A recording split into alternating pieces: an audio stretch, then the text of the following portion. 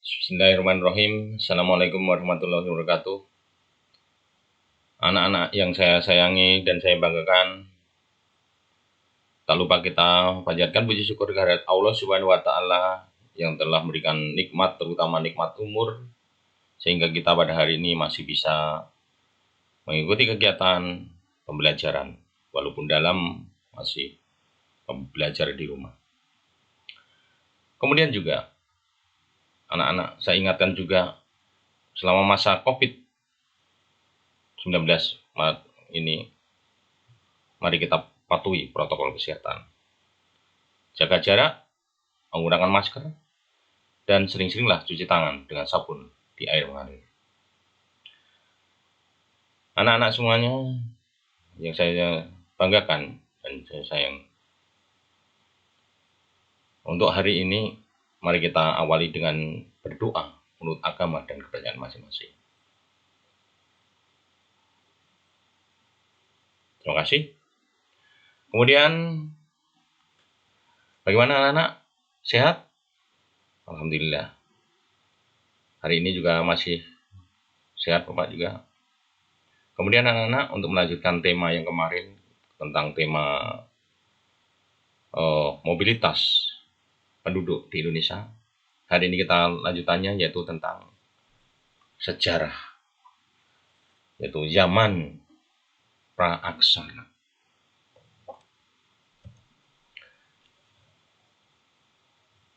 Kompetensi dasar yang kita pahami yaitu memahami lingkungan kehidupan manusia. Kemudian kompetensi dasarnya mendeskripsikan kehidupan manusia masa pra-aksara. Tujuan pembelajaran menjelaskan pengertian pra-aksara dan perkembangan kehidupan masa pra-aksara. Nah, itulah anak-anak yang harus kalian kuasai untuk hari ini. Kita lanjutkan anak-anak. Yang pertama adalah pengertian pra-aksara. Apa toh itu pra-aksara? Pra artinya belum, sebelumnya. Aksara artinya huruf. Berarti sebelum adanya huruf. Jadi, zaman pra-aksara adalah zaman di mana manusia belum mengenal adanya tulisan. Nah, atau zaman pra-aksara ini juga disebut sebagai zaman masa prasejarah, sebelum ada sejarah atau sebelum ada tulisan. Jadi, manusia setelah mengenal tulisan itu disebut dengan zaman atau masa aksara. Ilmu yang membantu untuk menganalisa benda atau sumber dalam mempelajari sejarah adalah, yang pertama adalah paleontologi. Apa itu paleontologi? Jadi, ilmu yang mempelajari tentang bentuk-bentuk manusia yang paling sederhana sampai manusia purba. Yang kedua, paleontologi, yaitu ilmu yang mempelajari sisa-sisa makhluk hidup yang sudah membatu. Gampangnya itu paleo. Paleo itu adalah tua atau zaman batu. Nah, kemudian geologi, ilmu yang mempelajari tentang lapisan-lapisan tanah.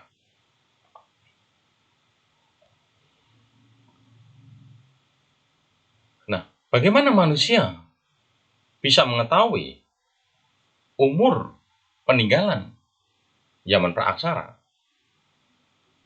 Nah, untuk mengetahui itu, maka kita harus mempelajari satu, tipologi.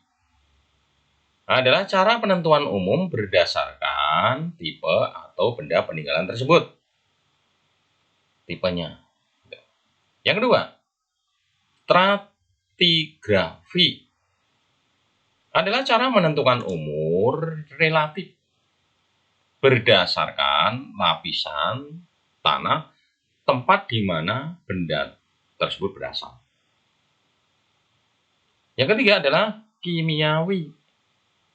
Menentukan umur berdasarkan unsur-unsur kimiawi yang terkandung di dalam benda tersebut.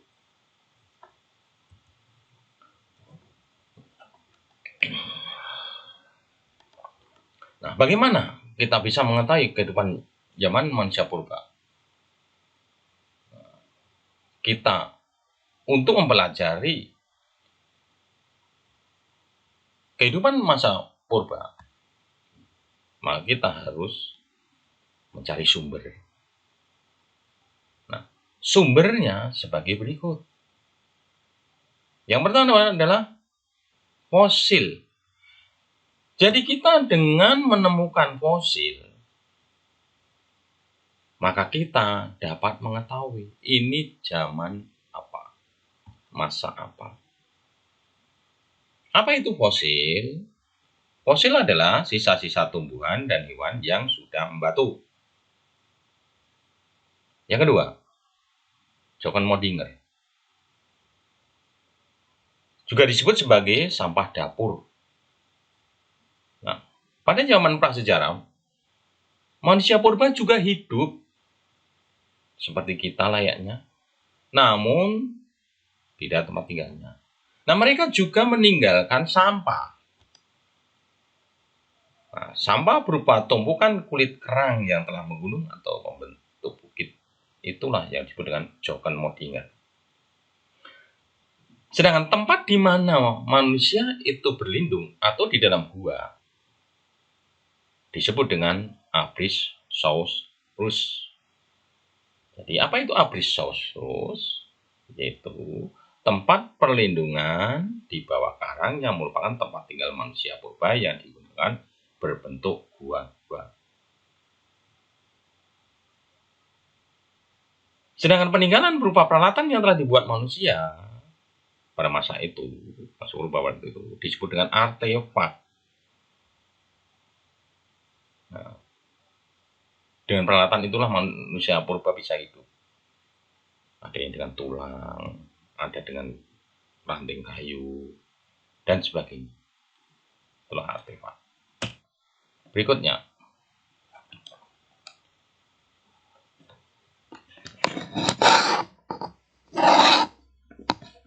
batas antara zaman prasejarah dengan zaman sejarah itu adalah adanya tulisan.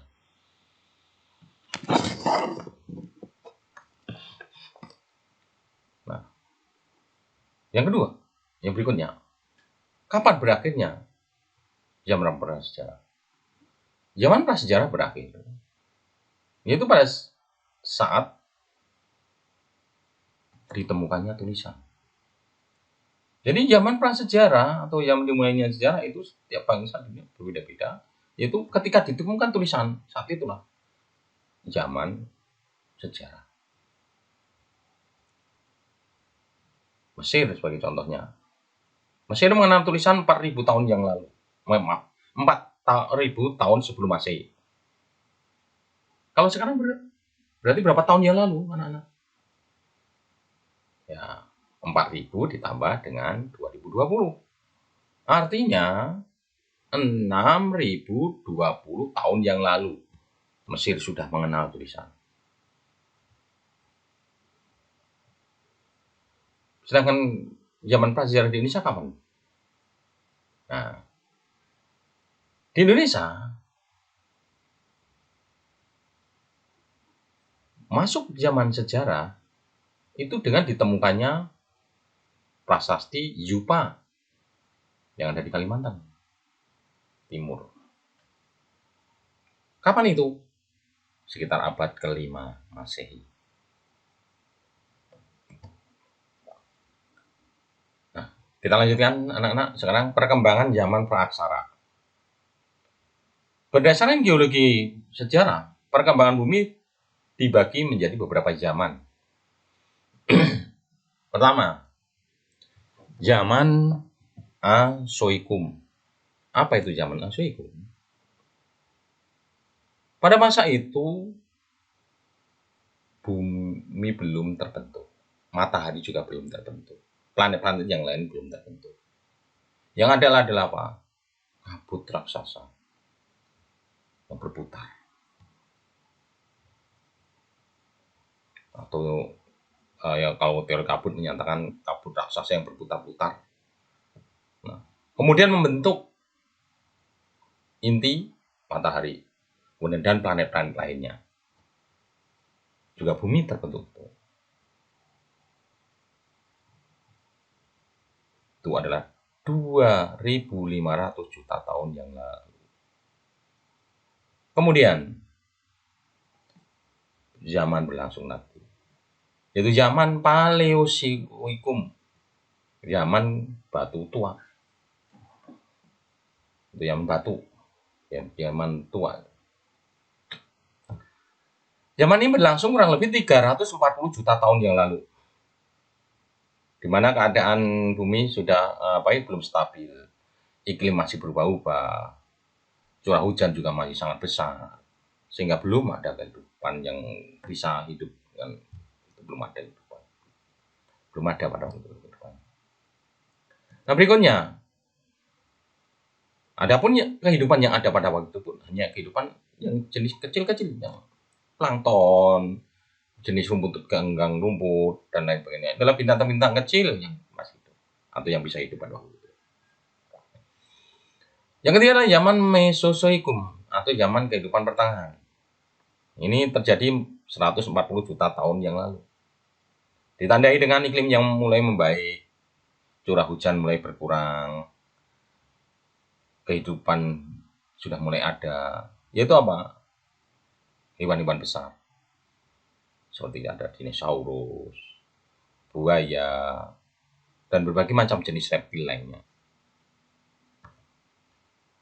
Yang keempat, zaman Neozoikum, zaman hidup baru. Zaman ini berlangsung sekitar 65 juta tahun yang lalu. Zaman Neozoikum dibagi menjadi dua, yaitu zaman tersier dan zaman kuarter. Zaman tersier berlangsung 60 juta tahun yang lalu, di mana pada zaman ini ditandai dengan berkembangnya jenis binatang mamalia atau binatang menyusui, seperti primat atau contohnya itu kera. Yang kedua adalah zaman kuarter, zaman keempat, ditandai dengan adanya kehidupan manusia, di mana zaman inilah dimulainya zaman kehidupan manusia, zaman terpenting bagi kehidupan manusia. Zaman kuarter terbagi menjadi dua, zaman Pleistosin dan zaman Holosin. Zaman Pleistosin ditandai dengan kehidupan manusia purba, 600.000 tahun yang lalu. Sedangkan zaman Holosin ditandai dengan munculnya Homo sapiens, yaitu manusia, makhluk cerdas. Kita ini yang memiliki ciri itu, manusia modern yang sekarang ini berada. Yang kita ini adalah masuk dalam Homo sapiens. Nah itulah anak-anak untuk pembelajaran hari ini, dan mari kita tutup pembelajaran hari ini dengan berlatih menjawab soal. Yang nanti tolong soalnya dikumpulkan ya, ditulis di kertas, langsung jawabannya saja langsung, kemudian difoto dan diupload. Nanti saya berikan ruang untuk di GC ya, di ruang GC, karena kalau di ruang Japri nanti saya kesulitan. Jadi nanti tolong buka GC-nya di situ untuk upload jawaban latihan soal hari ini. Nah, latihan soal yang pertama adalah pilihan ganda. Nah, cara untuk mengetahui usia peninggalan budaya pada zaman prasejarah antara lain dapat dilakukan dengan menemukan umur benda berdasarkan lapisan tanah tempat penemuan bendanya, disebut dengan titik A. Stratigrafi, B. Tipologi, C. Kimiawi, D. Paleontologi. 2. Geologi adalah salah satu ilmu bantu untuk mengetahui zaman prasejarah, yaitu ilmu yang mempelajari tentang A. Bentuk manusia paling sederhana, B. Sisa makhluk hidup yang telah membatu atau fosil, C. Kehidupan manusia pada masa peradaban, D. Lapisan-lapisan tanah di dalam bumi. 3. Fosil-fosil yang ditemukan para ahli purbakala dinamakan late fosil sebab A. Fosil yang ditemukan terpendam pada lapisan tanah yang berbeda-beda. B. Fosil yang ditemukan berupa tulang tengkorak manusia. C. Fosil-fosil ditemukan sebagian besar ditemukan di sepanjang aliran sungai. D. Fosil-fosil yang ditemukan dapat memberi petunjuk tentang kehidupan manusia purba zaman praaksara. 4. Salah satu sumber untuk mengetahui kehidupan manusia purba adalah ditemukannya Aprisosauris. Jadi apa itu Aprisosauris? A. Peralatan yang sering digunakan oleh manusia purba. B. Sisa-sisa tulang manusia yang terpendam dalam tanah. C. Daerah penemuan benda purbakala. D. Tempat tinggal manusia purba di bawah karang yang berbentuk gunung. 5. Ilmu geologi mulai muncul tanda-tanda kehidupan manusia purba dimulai zaman titik-titik. Saya ulangi. Menurut ilmu geologi, mulai munculnya tanda-tanda kehidupan manusia purba di zaman titik-titik. A. Primer, B. Tersier, C. Sekunder, D. Kuarter. Terakhir, soal uraian. 1. Apakah artinya Jochen-Modinger yang menjadi salah satu sumber untuk mengetahui kehidupan zaman praaksara? 2. Jelaskan tindakan-tindakan yang dilakukan para ahli untuk mengetahui informasi mengenai kehidupan pada zaman praaksara. Saya ulangi, nomor 1. Apakah artinya Jochen-Modinger yang menjadi salah satu sumber untuk mengetahui kehidupan zaman praaksara? 2. Jelaskan tindakan-tindakan yang dilakukan para ahli untuk mengetahui informasi mengenai kehidupan pada zaman praaksara. Demikian pembelajaran hari ini. Dan saya ingatkan kembali anak-anak nanti untuk membuka GC ya. Nanti jawaban ditulis di kertas, kemudian difoto dan diupload di GC tugas pada hari ini. Demikian dari saya. Mudah-mudahan ilmu bermanfaat. Terima kasih. Assalamualaikum warahmatullahi wabarakatuh.